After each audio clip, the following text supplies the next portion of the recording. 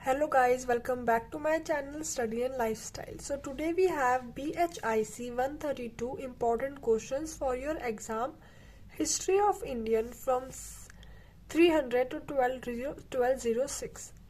ये आपकी BHIC 132 के कुछ important questions हैं जो कि मैंने प्रॉपरली आपके प्रीवियस ईयर और पेपर पैटर्न से लेकर अरेंज करे, कंसाइज करे in this question number. Total number है आपके पास 23 क्वेश्चंस। इनमें आपके वो सारे टॉपिक कवर हो जाते हैं जो जो आपके एग्जाम में आ रहे हैं, पूछे जा रहे हैं या फिर आगे पूछे जाने की प्रोबेबिलिटी है। ठीक है, ये वाले क्वेश्चंस में आपके जो बाकी के सारे क्वेश्चंस है वो भी कवर हो जाएंगे। और अगर मैंने एक टॉपिक लिखा है तो आप उस टॉपिक को पूरा पढ़ेंगे। अगर मैंने लिखा है पीरियड ऑफ गुप्ता या रूल ऑफ गुप्ता तो आप गुप्ता के पूरे को पढ़ेंगे, चाहे उसमें उसका लिटरेचर हो, चाहे उसमें उसकी आर्किटेक्चर हो, कुछ भी हो। ठीक है, तो इस तरह से अगर आप पढ़ते हैं ये वाले सारे टॉपिक्स तो आपका जो एग्जाम है वो काफ़ी अच्छा जाने वाला है। स्टार्ट करते हैं।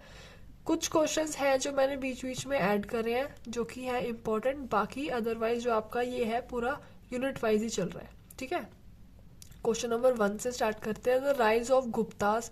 अब इसमें गुप्तास मैंने एक चीज़ नोटिस करी है, ये वाला आप वेरी इंपॉर्टेंट मान के चलिए क्योंकि गुप्ता के बारे में हर चीज़ के बारे में पूछा जाता है, वो गुप्ता हो। आगे देखेंगे कि गुप्ता जो रूल है गुप्तास का वो किस तरह से अलग अलग क्वेश्चंस आपसे पूछे जा रहे हैं। ठीक है, एक बारी में गुप्ता वाला अच्छा सा पढ़ लेना। स्टार्ट करते हैं next second. Administrations under the Guptas, the changing political scenario in north India, the rise of Chalukyas, Pallavas and the Pandyas, the Chalukyas of Badami, the Cholas and its administration। या तो आपसे छोलास पूछ लेंगे या पूछ लेंगे कि छोलास में जो एडमिनिस्ट्रेशन था वो बताइए। Question number 7 the Kadambas.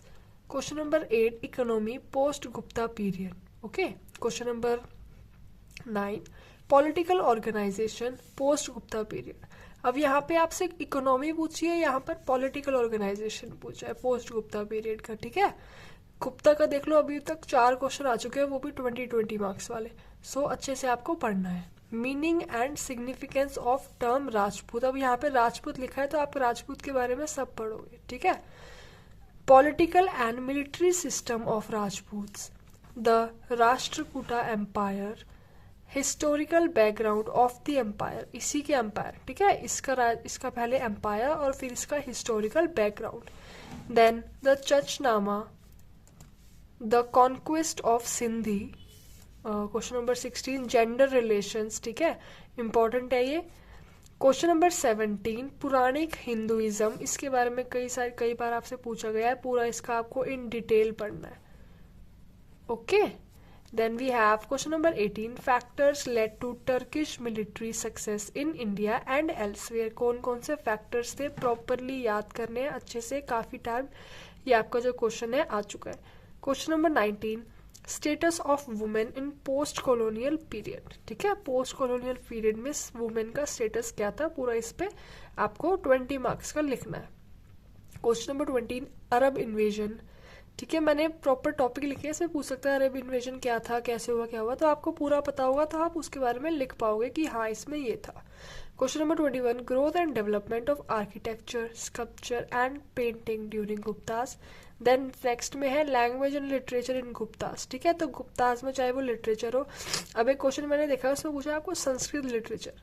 अब इसमें संस्कृत लिटरेचर लिखा नहीं है तो एग्जाम में आ जाएगा तो आप सोचोगे ये कहाँ से आ गया, वो कुछ नहीं है, वो लैंग्वेज एंड लिटरेचर के अंडर ही आता है। संस्कृत भी तो एक लैंग्वेज ही होती है ना, तो आपसे अलग अलग लैंग्वेज पूछ लेगा तो वो भी लैंग्वेज एंड लिटरेचर के अंदर ही आएगा। ठीक है, देन वी हैव भक्ति मूवमेंट। तो ये थे आपके कुछ इंपॉर्टेंट क्वेश्चंस जो कि आपके एग्जाम में बहुत ज़्यादा यूजफुल होने वाले हैं। BHIC 132 important questions. ठीक है, okay guys, bye, like, share and subscribe my channel for more videos like this.